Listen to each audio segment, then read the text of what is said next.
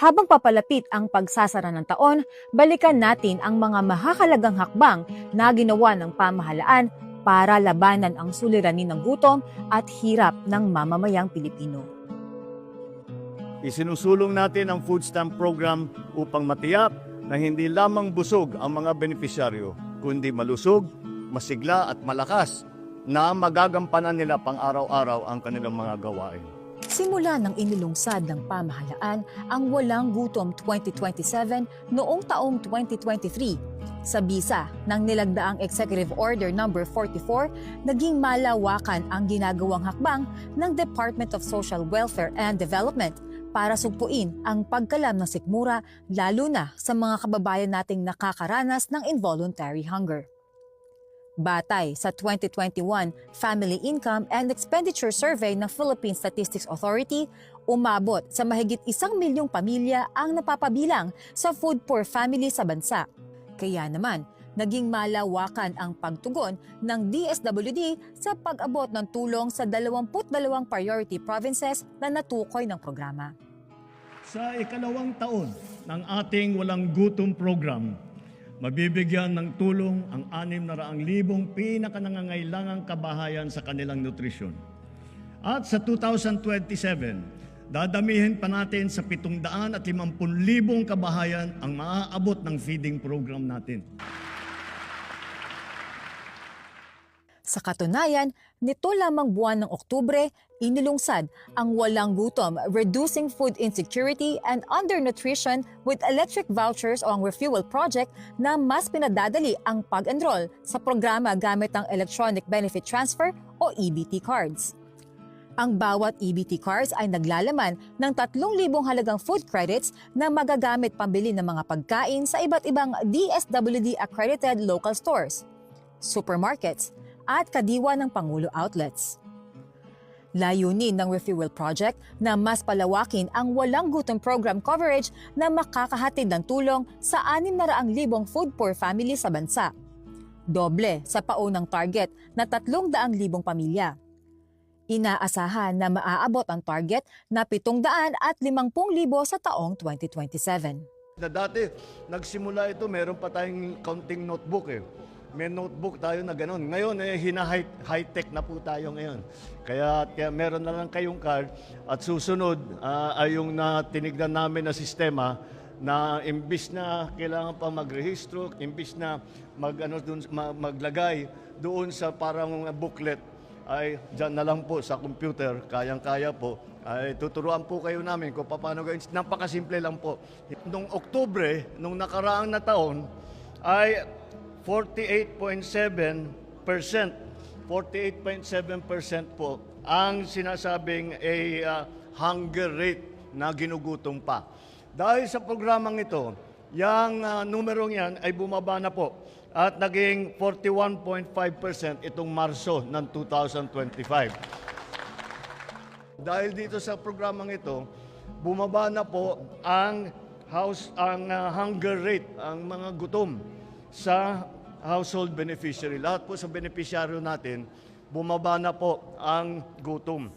Kasabay ng Walang Gutom food stamps, nagtayo na rin ang DSWD ng Walang Gutom Kitchen, ang kauna-unahang food bank ng bansa na may layuning makapaghatid ng libre at masustansyang pagkain sa sinumang nagugutom. So ito, part ito ng overall drive natin. Kung matandaan nyo, meron kami yung Walang Gutom food stamps. Yun talaga yung malakihang anti-hunger program natin. Pero yung mga nakakaranas ng kagutuman at naghahanap ng mainit na makakain, itong soup kitchen natin, compliant sa batas, tuloy-tuloy rin na nag-ooperate. Itong soup kitchen na to, dito dinadala ng mga hotels, fast food, yung mga sobra nilang pagkain. At araw-araw nakabukas to para sa mga nagugutom natin mga kababayan. Matatagpuan sa dating abandonadong Pogo Hub sa FB Harrison, Pasay City, ang Walang Gutom Kitchen ay nagsisilbing food banks katuwang ang pribadong sektor para maiwasan ang food wastage. Partner natin dito, mga fast food chain, pati na rin yung Philippine Hotel as Owners Association at yung SOS Philippines, sila yung nagdadala ng pagkain dito. Bagamat meron rin kaming ino-augment na mga putahe, pero the whole concept here is walang food na that should go to waste. at mapakinabangan ng mga kababayan natin. Simula nang binuksan ito noong December 2024, umaabot na sa 700 katao bawat araw ang libreng nakakakain dito mula almusal hanggang tanghalian. Bukod sa pagkain ng dinodonate sa amin, meron din kaming call to volunteers. On a regular day, makakakita kayo dito ng mga estudyante, mga NGO, mga private companies pumupunta dito. Makailan yung Food Panda. Hindi naman pagkain lang lagi namin hinihingi sa kanila na i-donate, kundi dito rin sila sa service, part sila ng service crew. Bukas po kami araw-araw mula Lunes hanggang Linggo. Kami po ay nagsaserve tuwing breakfast at lunch. Para po sa breakfast, kami po ay nagbubukas simula alas 6 ng umaga hanggang alas 10 ng umaga. Para naman po sa lunch operation po namin, kami po ay nag-open ng alas 11 ng umaga until supplies last. Meron po tayong nakalaang kondo para dito at under po ng pag-abot program, pero po ang Walang Gutom Kitchen po ay complementary na bubuhay not only with the government fund but also with the donation coming from our donors and private individuals po. Marami po dito ang nagbibigay kahit mga makapitbahayanan or mga pamilya na nakikita nila ang esensya or halaga ng Walang Gutom Kitchen. Nagpapasalamat kami sa DSWD. Nagkaroon sila ng programa na Walang Gutom Kitchen. Kasi ito malaking tulong sa kanila na kahit papano, kahit sila nasa lansangan, hindi sila gutom. Kasi mayroong umaga, mayroong tanghali. Magandang programa na makakatulong talaga sa mga taong nasa labas. Yung wala talaga, mga homeless talaga. Magpasalamat tayo kay PBBM dahil nagkaroon ng programa para sa mga taong nasa street na walang naiuwi, walang inuuwian, walang kinakainan, walang makain. Pero may solusyon silang nagawa para sa mga taong ito. Kaya maraming salamat PBBM. Malaking tulong. Ay, sus, ang salamat nga eh. Masarap ang pagkain nila kaya. Ayos na ayos sa akin, lalo pag may gulay, may gulay sila, tsaka yung kanin nila, masarap. Masarap, wala akong masabi. Ngayon, magmula nung nagkaroon nitong ganitong programa, araw-araw, halos mandaming tao po dito. Isa na po ako doon, umaga, tanghali. Dito kami kumakain. Tulong naman ng Panginoon at kakanay ng programa ni Presidente, pataga naman napakalaking bagay ito. Tulong na para sa amin. Kasi kahit paano, yung gutom, yung hirap, yung bigat, yung kalooban, ay paano pag nandito ka nababawasan, nakapag-relax ka, katulad so. Paano Pangulo, maraming salamat po sa inyo, sa inyong tulong, at sana tuloy-tuloy po ang programang ito sapagkat marami po talaga nakikinabang na katulad naming mahihirap na Pilipino. Salamat din po sa mga workers dito, sa DSWD, sa inyo po walang sawa na paggabay po sa amin araw-araw. Kayo po ang naghahanda para sa pagkain namin dito. Maraming salamat po sa inyo. Happy po ang mga kababayan po namin, ang mga nasaserban po naming mga kliyente. At isa po sa mga goal ng Walang Gutom Kitchen is una, behavioral change. Makita po nila na meron pong gobyerno, not only gobyerno, but meron silang lugar na feel nila nakasama sila. At dito po sa Walang Gutom Kitchen, itinataas po natin yung moral ng mga kababayan nating nasa lansangan na pwede pala na libreng pagkain at may maayos na lugar kung saan pwede silang kumain. Kasabay ng pamamahagi ng libreng pagkain, isinasagawa rin dito ang Tara Basa Tutoring Program, isang cash for work program para sa mga estudyante sa kolehiyo mula sa state and local colleges at universities na naghahanap ng dagdag na kita sa pamamagitan ng pagtuturo sa mga bata. Bukod dito, patatagpuan din sa ikalawang palapag ng gusali ang bagong gawang Pag-abot Processing Center. Yung Pag-abot Center, kung matatandaan nyo, is part of the Pag-abot program na nag-reach out kami sa mga individuals in street situation. Ito yung mga nakatira sa lansangan.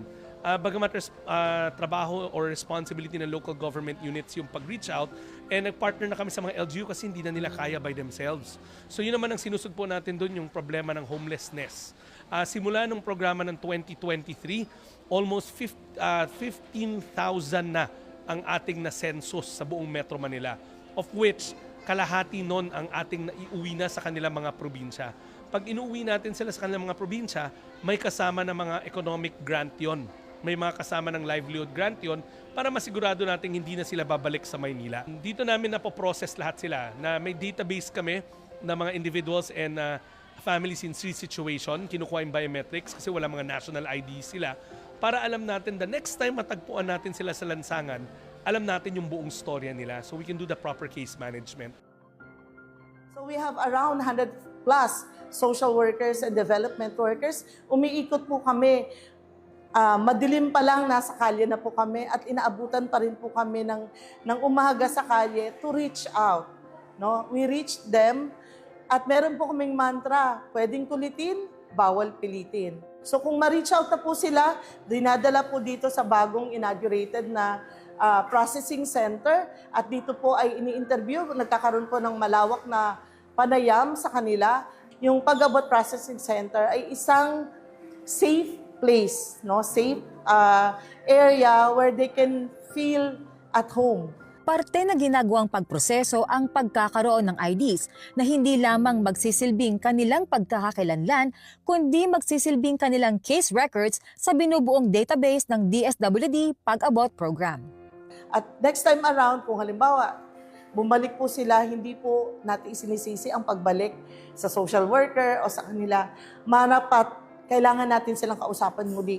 Baka meron pang kakulangan sa intervention o sa kanilang serbisyo na kailangan nating pag-usapan muli. Para naman po sa mga kapatid nating Pilipino na may uuwian except that hindi nila alam kung nasaan yung mga pamilya nila na displaced, tumutulong po ang mga social workers. They stay here for quite a time habang hinahanap po namin yung mga kapamilya nila. Katunayan, sa ikalawang pagbisita ng Pangulo sa Walang Gutom Kitchen kamakailan para maghatid ng konting kasiyahan sa darating na Kapaskuhan, kanyang nakilala ang mga grupo ng AITA na naabutan ng tulong mula sa Pag-abot Program. Kagabi, meron tayong mga AITA communities na natagpuan na bumaba sa monumento. Na iuwi na namin yung kalahati, but yung mga 50 katao na sa taas pa, they're due to go home or iuwi namin sila in the next couple of days bago magpasko. Also, kung matatandaan nyo rin, mga early part ng December, pumunta kami ng presidente sa Zamboanga, namigay tayo ng mga bangka sa mga Bajau communities. Part rin yun ng mga communities na kinakausap natin na ano ba ang dapat namin gawin para hindi na sila lumuwas sa Metro Manila, mamalimos at ma-exploit pa sa mga lansangan. Proactively yung programa tries to give economic or livelihood grants sa kanilang mga komunidad. Kalabaw sa mga AITA, bangka sa mga Sama Bajau. Yan po talagang request namin para kahit paano ay kahit na naghihirap, ito ay makakagaan sa aming pamumuhay sa bundok para kung ano man yung naitanim namin sa bundok ay kayang-kaya na namin pong ibaba sa bayan dahil may karton na po kami at may kalabaw na. Talaga pangangatawanan ko na po yung nasabi ko doon para sa halip po ay mabawasan naman yung problema ng mga sa gobyerno natin na wala na po yung ibang nagpalabas-labas din ng mga kulot. Kaya nga po naghihingi kami ng kalabaw at ay binigay naman po sa amin para yung naipangako namin dapat pangatawanan namin po talaga yun.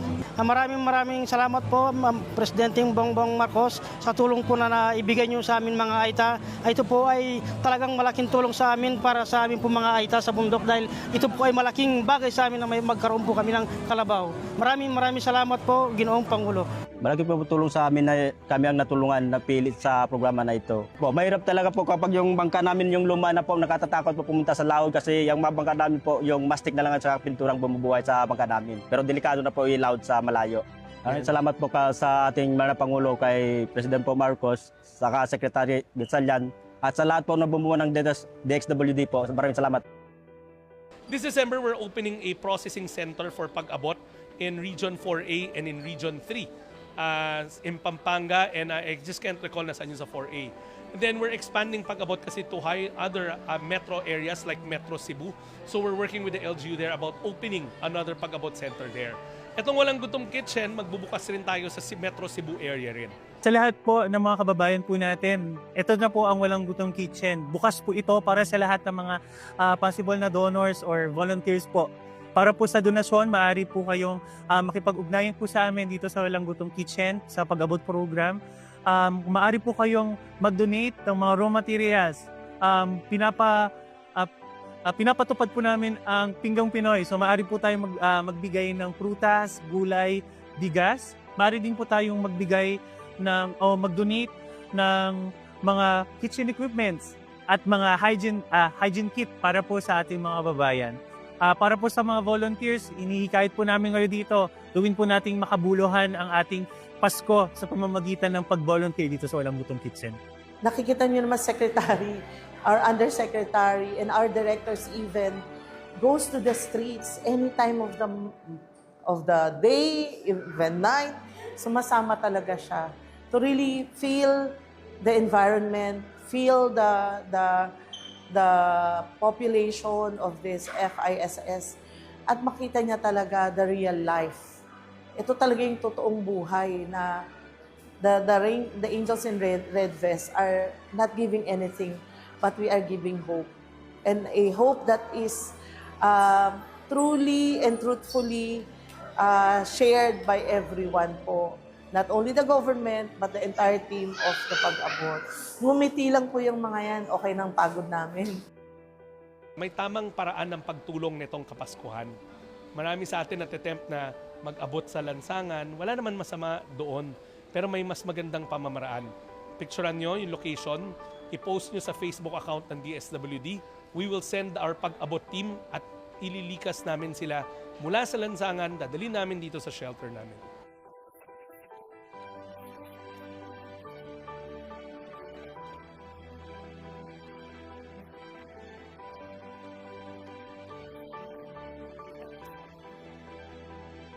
Pagkain sa mesa, malasakit sa bawat Pilipino at serbisyong ramdam ang tunay na pagkalinga. Yan ang pangakong hatid ng Pangulo dahil sa bagong Pilipinas, walang sinuman ang maiiwan.